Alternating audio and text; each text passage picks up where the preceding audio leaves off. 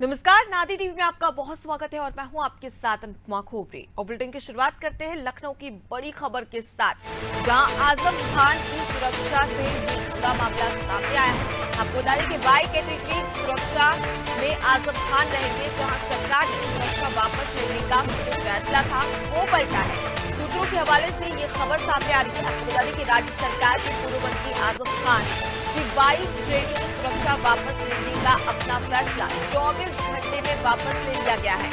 अब उनकी सुरक्षा यथावत रहेगी। इस संबंध में रामपुर पुलिस को आवश्यक निर्देश भी दे दिए गए हैं और साथ ही आजम की 22 श्रेणी की सुरक्षा पर अब आगामी 18 जुलाई को राज्य स्तरीय सुरक्षा समिति की बैठक में निर्णय लिया जाएगा। ज्यादा जानकारी लेंगे, हमारे साथ में संवाददाता अनूप चौधरी जुड़ गए। अनूप, आजम खान की सुरक्षा से जुड़ा एक पूरा मामला सामने आ रहा है, जहां पर राज्य सरकार ने फैसला लिया था कि जो उनकी सुरक्षा है वो वापस ली जाएगी, लेकिन अब वो फैसला बदल दिया गया है। आखिर क्यों? देखिए, उत्तर प्रदेश पुलिस सुरक्षा विभाग है और इसकी संस्तुति पर ही कल ये वहां के जो रामपुर के पुलिस अधीक्षक और जिलाधिकारी ने 22 श्रेणी की जो आजम खान की सुरक्षा थी उसको वापस कर लिया था। जब आजम खान की 22 श्रेणी की सुरक्षा वापस हुई, उसको लेकर राजनीति भी शुरू हुई। समाजवादी पार्टी इस मुद्दे को लेकर तूल दे रही थी, तो वहीं आजाद समाज पार्टी के मुखिया हैं चंद्रशेखर, उन्होंने भी इस मुद्दे को उठाया था और कहा था कि उनकी जान को खतरा है, उनकी सुरक्षा तुरंत वापस ली जाए। तमाम तरह से विरोध के बाद जो है अब जो पुलिस अधीक्षक रामपुर और जिलाधिकारी रामपुर ने उनकी सिफारिश पर बताया जा रहा है कि अब जो उनकी 22 श्रेणी की सुरक्षा थी आजम खान की, वो वापस कर दी गई है। क्योंकि आजम खान नगर विधायक रहे हैं, 10 बार के नगर विधायक रहे हैं, वरिष्ठ समाजवादी पार्टी के वरिष्ठ नेता हैं, राष्ट्रीय महासचिव हैं आजम खान इस समय समाजवादी पार्टी में, और इसके खिलाफ उनकी जान को लगातार खतरा बना रहता है। जिस तरह की दूसरी पार्टी के नेताओं ने, चाहे आजाद समाज पार्टी के प्रमुख चंद्रशेखर की बात करें या समाजवादी पार्टी की बात करें, तो उन दोनों का कहना था कि आजम खान की सुरक्षा को लेकर उन पर हमेशा जो है खतरा मंडराता रहता है। ऐसे में उनकी 22 श्रेणी की सुरक्षा को वापस करना मुद्दे को लेकर बहुत ही आरोप प्रत्यारोप शुरू हो गया था। और इसी के देखते हुए एसपी रामपुर और जिलाधिकारी रामपुर की संस्तुति के बाद एक बार फिर से आजम खान की 22 श्रेणी की सुरक्षा उनको वापस दे दी गई है।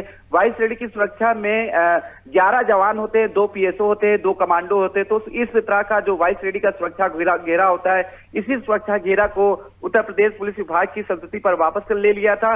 लेकिन अब रामपुर के जिलाधिकारी और पुलिस अधिकारी की संस्तुति के बाद एक बार फिर से आजम खान जो समाजवादी पार्टी के वरिष्ठ नेता और राष्ट्रीय महासचिव, उनको फिर से 22 श्रेणी की सुरक्षा दे दी गई है।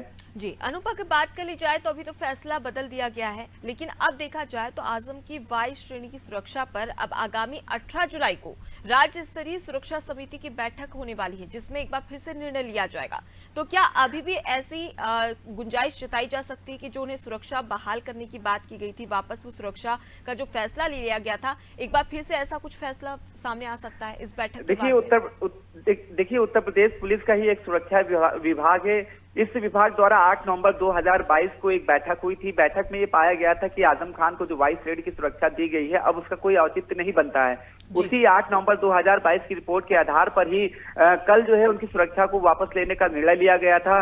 अब चूंकि आने वाले समय में सुरक्षा विभाग की बैठक में क्या निर्णय होता है, ये तो फिलहाल आने वाला समय बताएगा। लेकिन जिस तरह से उनको पहले आजम खान की 22 श्रेणी की सुरक्षा वापस ली गई, उसके बाद योगी सरकार बैकफुट पे आते हुए एक बार उनको फिर से दोबारा 22 श्रेणी की सुरक्षा दे दी गई है। अब ये आने वाला ही समय बताएगा कि अगली बैठक जो उत्तर प्रदेश पुलिस सुरक्षा विभाग की अगली बैठक होती है, उसमें क्या निर्णय निकलता है। लेकिन इस बार तो यह तय है कि जो 22 श्रेणी की सुरक्षा आजम खान को दी गई थी, वो छीन ली गई थी, वापस ले ली गई थी। अब उसको जो है रामपुर के पुलिस अधिकारी और रामपुर के जिलाधिकारी की संस्तुति के बाद उनको फिर से 22 श्रेणी की सुरक्षा में अब आजम खान 22 श्रेणी की सुरक्षा में फिर से रहेंगे। और अगली आने वाली बैठक में क्या निर्णय होगा, उस स्थिति के हिसाब से ही उत्तर प्रदेश पुलिस सुरक्षा विभाग फैसला लेगा। जी बिल्कुल अनूप, देखा जाए तो हालांकि फैसला ये ले लिया गया है कि सरकार ने सुरक्षा वापस लेने का जो फैसला था वो पलट दिया, लेकिन अब भी 18 जुलाई को एक और राज्य स्तरीय बैठक होगी, उसमें क्या कुछ फैसला लिया जाता है ये देखने वाली बात है।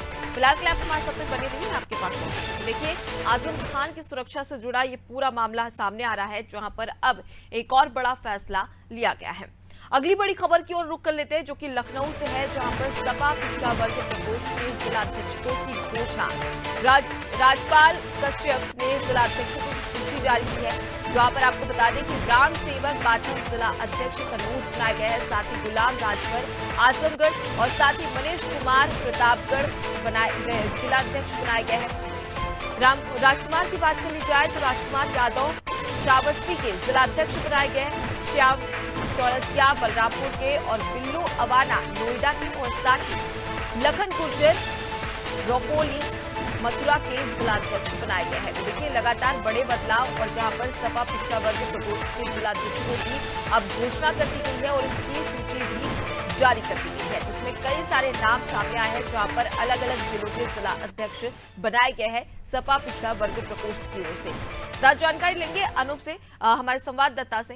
अनूप, अगर देखा जाए तो सपा पिछड़ा वर्ग प्रकोष्ठ के जिला अध्यक्षों की घोषणा कर दी गई है, नए जिला अध्यक्ष की सूची अब जारी कर दी गई है। इसके क्या कुछ मायने निकाले जाए? क्या लोकसभा चुनाव आने वाला है, इसी वजह से ये बदलाव किया जा रहा है? बिल्कुल, समाजवादी पार्टी लोकसभा 2024 का लोकसभा जो चुनाव है उसको देखते हुए नई रणनीति बना रही है और नई रणनीति के तहत ही जो पिछड़ा वर्ग है, चाहे कश्यप हो या फिर राजभर समाज हो या फिर ओबीसी वर्ग हो, इन सभी को समाजवादी पार्टी एक बार फिर से लामबंद करने की कोशिश में लगी हुई है और इसी के तहत एक बड़ा फैसला लिया गया है, जहां पर नए जो पदाधिकारी हैं उनका ऐलान किया गया है। जाहिर सी बात है, जिस तरह से पिछड़ा वर्ग को लेकर अन्य पार्टियां राजनीति करती रही, उनका कहना रहा कि सभी पिछड़ा वर्ग की हिमायती बताती हैं और कहती है कि पिछड़ा वर्ग के लिए उन्होंने जितना काम किया किसी पार्टी ने नहीं किया।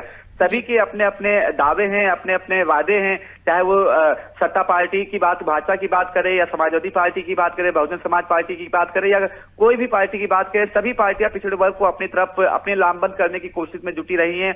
और इसी के तहत क्योंकि पिछड़ा वर्ग खासतौर से यादव समाज के लिए, यादव समाज के बारे में कहा जाता है कि वो समाजवादी पार्टी का बेस वोट है और इस वोट बैंक कहीं और ना छिटक के जाए, इसको लेकर समाजवादी पार्टी इस वोट बैंक को मजबूती से अपने तरफ लामबंद करने के लिए हमेशा प्रयास में रहती है। और कहा भी जाता है कि यादव समाज का जितना भी वो यादव समाज है वो समाजवादी पार्टी का बेस वोट है, लेकिन इसी वोट को संजोए रखने के लिए, लामबंद करने के लिए एक बार फिर से पिछड़ा वर्ग में बदलाव किया गया और ये सारी कवायद 2024 के चुनाव को लेकर है, क्योंकि 2024 का चुनाव करीब है। ऐसे में समाजवादी पार्टी के मुखिया भी लगातार विपक्षी एकता भी मजबूत करने में लगे हैं और साथ ही जो जातीय समीकरण है उसको भी साधने में लगे हैं। उसके तहत ही ये एक बड़ा फैसला है, जिसको देखते हुए 2024 के चुनाव को देखते हुए ये अहम जिम्मेदारी जो पदाधिकारी है उनको दी गई है, ताकि वो अपने अपने समाज के लोगों को समाजवादी पार्टी में मजबूती से जोड़ सके।